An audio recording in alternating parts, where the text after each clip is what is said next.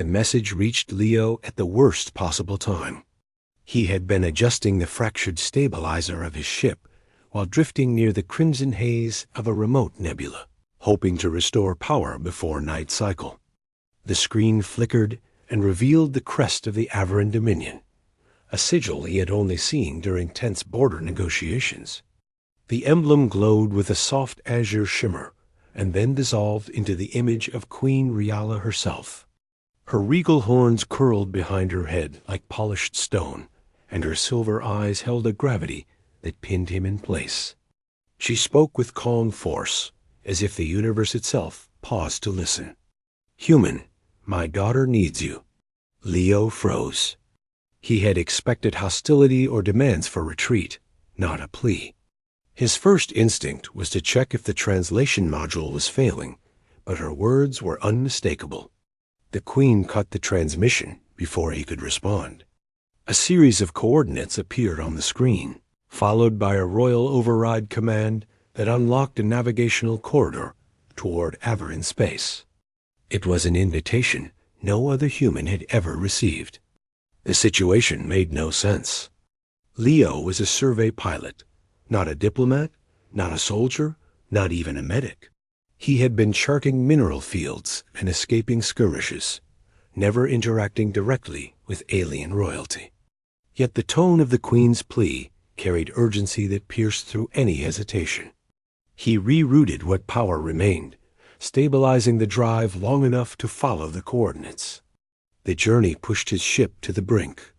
The corridor wound through a region of gravitational eddies where even the best navigators tread with caution. Leo fought with the controls as his ship trembled. When the corridor finally opened into a clear region, he gasped at the sight before him. A massive citadel station floated amid dozens of defensive spires. Drones swarmed like silent guardians. The Averan Dominion rarely permitted outsiders near such strongholds, but the gates parted, allowing him passage. Docking clamps secured his battered vessel with gentle precision. A delegation of armored guards waited at the airlock, each taller than Leo by 2 heads. Their armor bore the royal insignia. They did not speak as he stepped out, but their stance conveyed expectation. The guards guided him through crystalline halls illuminated by soft blue luminescence. At the end of a long passage stood Queen Riala herself. Riala regarded him with intent clarity. Her crown, grown naturally from the crest of her skull, reflected the chamber's light in smooth patterns. Her posture radiated command, yet her gaze lacked hostility. Instead, it held something closer to desperation. "Leo, your arrival is accepted," she said with formal calm. "You are the only one who crossed paths with my daughter during the last border conflict. She remembers the human who saved her escort. She trusts you. Now she refuses aid from anyone else." Leo nodded slowly. He remembered that incident. A patrol of Averan scouts had been ambushed by raiders near a collapsed asteroid belt. He had been charting nearby and diverted to assist.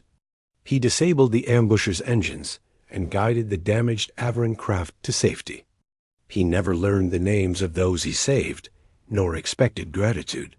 "I did what anyone would have done," Leo replied. "That is untrue," Riala said with firm certainty. "Others would have retreated. You risked your vessel to protect strangers. My daughter values your actions. Now she faces a challenge that threatens her future. For reasons she refuses to share, she demands your presence." Leo tried to mask his confusion. "What does she need from me?" Riala hesitated. The pause was small, but on a face carved with royal control, it revealed much. "My daughter Lyra is heir to this dominion. She must complete the rite of resonance. Without it, she cannot ascend to leadership. But her resonance is unstable. Traditional mentors failed to help her. She has withdrawn. Only when your image was shown did she react. She insists you are the one who can guide her." Leo felt a wave of disbelief. He had no knowledge of alien rites or mystical bonding traditions. He did not even know Lyra beyond the fleeting moment of rescue. Yet the queen's voice held desperation rarely seen from a ruler. "Please follow," she said. Riala led him through a translucent corridor where energy pulsed through the walls like living veins. They approached a large chamber guarded by ornate pillars. The doors parted at her command. Inside, the air felt charged. A soft hum vibrated through the floor. Princess Lyra stood at the center. Her form bore the grace of her people, but her posture sagged under a weight no one her age should bear. Her hair shimmered like liquid metal, and her eyes flicked open when she sensed Leo's presence. For a moment, the heaviness in her features lifted. "You came," she said. Her voice was gentle and carried a faint tremor. Leo bowed instinctively. "Your mother said you needed help." Lyra stepped closer, studying him with quiet intensity. "During the ambush, you shielded us even though you gained nothing from it. You reacted without fear. When I saw you, I felt a clarity I had not felt in cycles. I need that clarity now." Riala watched from a distance, giving space yet radiating tension. Lyra gestured to a set of crystalline nodes forming a circle. "This is the resonance chamber. Our rite requires focus and emotional stability. I cannot align my energy. Each time I attempt it, the harmonics collapse. But when I saw you, my thoughts steadied. I believe your presence will anchor the resonance." Leo cleared his throat. "I do not understand your rite, but I can try. Tell me what to do." Lyra nodded and positioned him across from her within the circle. The nodes glowed brighter as the chamber sealed. The hum deepened. Lyra extended her hands toward the nodes and began the ritual. Energy arcs connected the nodes, weaving shimmering lines in the air. Her breath grew unsteady. Leo watched as the patterns destabilized. She shut her eyes tightly, straining. "I am losing it again," she murmured. Leo stepped forward. Instinct guided him more than knowledge. He spoke with steady calm. "Lyra, remember that day. You were surrounded by danger, and you made decisions that kept your escort alive. You were strong then. That strength is still here." Lyra opened her eyes. The flickering harmonics steadied. "Why do your words matter so much?" she whispered. "Maybe because you already know you can trust yourself," Leo said. "I only reminded you." The chamber responded to her renewed focus. The spiraling arcs condensed into a single radiant pulse. The light intensified and then settled into a soft glow. Lyra exhaled, trembling from effort. The resonance held steady. Outside the chamber, Riala exhaled with visible relief. Lyra stepped back, breathing heavily, but smiling. "It worked," she said. "I felt balance for the first time." Riala approached as the chamber opened. Her usual regal composure softened. "Leo, you have my gratitude," she said. But this was only the first phase. Lyra must complete the rite within 3 rotations. She requires your presence for each alignment. "I can stay if needed," Leo said. "I want to help." Lyra's eyes brightened with subtle warmth, though she looked away quickly. Over the next cycles, Leo worked alongside the Averin mentors to prepare Lyra for each phase. Though he possessed no mystical training, his presence grounded her. During one session, she confessed the truth that haunted her. "The ambush was my failure," she admitted. "I misread the raiders' position. My escort trusted my judgment, and I led them into danger. When you saved us, I felt more shame than relief. I feared ascension because I doubted myself. But when you arrived here, those fears faded." Leo listened silently and replied with calm conviction. "Leaders make mistakes. What matters is how they rise after them. You faced the consequences and still stand here." Her confidence grew. Each ritual phase strengthened her resolve. The harmony between the nodes stabilized more quickly each time.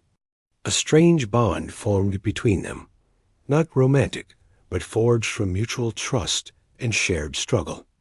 Leo found himself learning the patterns of her people, the rhythms of their rituals, and the silent language of their emotions. Riala observed from afar, impressed by the change. She approached Leo during a quiet moment between phases. "You have done more for my daughter than any mentor," she said.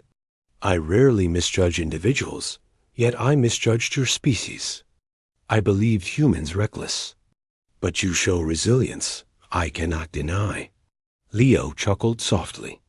"Most of us are reckless, but sometimes that helps." Riala allowed a faint smile.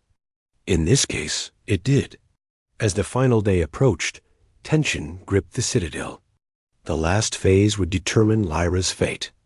The resonance chamber was reconfigured for the ultimate alignment, amplifying the energy to a level only an air could withstand. Lyra entered with controlled breath, though her hands trembled slightly. Leo stood at her side. "You ready for this?" he asked. "I am ready because you are here," she said. The chamber activated. Energy spiraled upward in luminous strands. Lyra stepped into the center. Leo remained at the edge as instructed, but kept his gaze fixed on her. The harmonics surged with intense force. Lyra closed her eyes, channeling her focus. The resonance formed patterns across the chamber walls. For a moment, all seemed stable. Then a sudden spike of energy caused the harmonics to fracture. The chamber trembled. Lyra gasped and staggered. Leo acted without hesitation. He darted forward, ignoring the warnings from watching mentors. He stood behind Lyra and steadied her shoulders. She leaned back slightly, regaining her focus. The resonance surged again, but this time it stabilized, feeding on her renewed clarity. "You can do this," he said. "I can," she replied with certainty. The